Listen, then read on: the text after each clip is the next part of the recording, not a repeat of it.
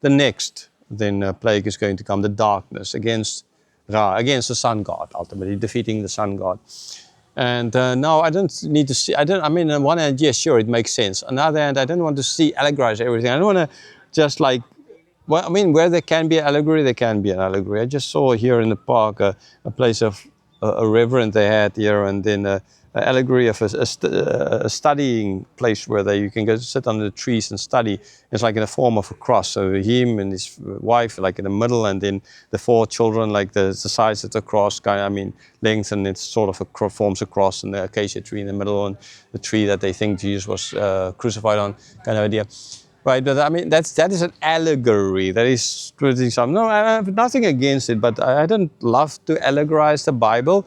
There can be certain circumstances. In this case, it's not maybe allegorizing it, but using apologetics. So in other words, they worship the sun god. It's like how in Genesis chapter 1, God didn't call the sun and the moon. He called the lesser and the greater light, right? Because it's an apologetic way of using it. And the same thing here. So apologetically wise, it shows that God, as the creator of the universe, and the earth belongs to him, seen from the previous chapter, that in this case now, right, God is destroying their gods. He's been defeating their gods all the time. And now this God of darkness. And Pharaoh understood. So there was darkness in their land, but not darkness in the land where the Hebrews were living. So if you wanted, maybe they had super stadium flashlights there or something like that, spotlights. And so, no, I mean, no, I know, I'm just kidding here. But I mean, how do you do that? It's like dark there, and here it stops the dark, and there it's light, kind of idea. So lucky to those people living in that divide, because at least they could see that side. You know, the sun still exists. A little bit like in Russia, I remember that one year for 4 months we didn't see the sun, and then after 4 months, before literally 18 seconds, I saw the sun there in December in St. Petersburg, and it's a miracle. Oh, the sun still exists. Right, this is just 3 days, and now Pharaoh understood then as well what is going on here. And so after this, Moses came again. Just remember that Moses didn't come to Pharaoh before doing this plague. He came afterwards. And then Pharaoh was fine, okay, with, yes, you and all the people can go, but you need to leave your livestock. And Moses was not going to have any of that. No, we've pushed you this far, we are not going to let any of that, right? We have you, by a certain place here, and we're not going to let go. Now, he didn't say that, but he knew that the livestock had to go with, because, I mean, that's his whole point. Everything had to go, not just some, everything. And so Pharaoh's, no, you're not going to take the livestock. And Moses, like, how did Moses explain this? He's like, you know what, we need to bring animals as offerings, which makes sense. And Pharaoh understood that. But then Pharaoh said, yeah, but take 5 cows, or 5 of this, or 5 of that, and that's enough for offerings, right? Maybe 1,000, maybe 10,000. But you don't need to take 100,000, do you? And so but Pharaoh didn't say that, but I mean, he could have thought it. So Moses' reaction to that was, just, you know what, we haven't, God, I mean, again, it's not the same, but we don't know yet what we're going to offer. So you can think that maybe he was implying that God didn't tell him yet what they need to offer. So you just bring everything, and what you then bring, I will then show to you, kind of idea, right? No, I mean,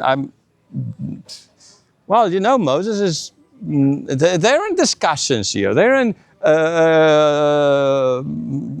Pharaoh isn't bad here. The country has been destroyed. The servants came to him basically and said, we have been destroyed here. No, we can't go on like this. So in the previous chapter, we saw that the servants was with Pharaoh and hardening. Now some of the servants, so it's a bit as well like in John, where some believed in Jesus, others didn't believe in Jesus. So you have the one group acting towards the fear of God, and others not acting towards that fear of God. So the same kind of thing. Some of the servants with Pharaoh in this evil, some of them is now starting to see that our country is being destroyed here. God is doing a thing here, and we need to do something. We can't keep on. So that would have been the servants that took their cows out from the hail, and those livestock and servants were saved ultimately. But I mean, under the darkness they're going to suffer. There's no way of hiding away from it, except that they jumped over to that side where the Hebrews were, which I guess they could have done. But since it was so dark, it stated that they didn't even get up. They didn't go anywhere for those 3 days. But yeah, Pharaoh was not going to have any of that. No, Moses, this story of yours, no, I'm not falling for this. I know you have other intentions here. Again, it's not what it's saying, was most likely thinking. He just told him, Moses, get out. I don't want to see you ever again. Ever again. And Moses, yeah, okay, I'll go. You won't see me again. Well, actually, he's kind of going to see him again, but yeah, next time, let him go. That's all. And that's how the chapter ends.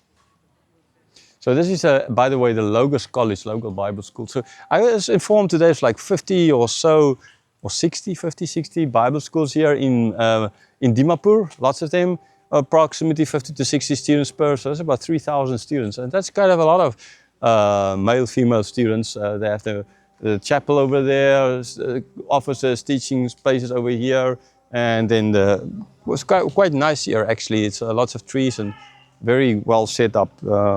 Lots of place for sports and studies and all of that. It's quiet, and I mean they're in the chapel busy with practicing for music and stuff like that. But in general, it's kind of nice here.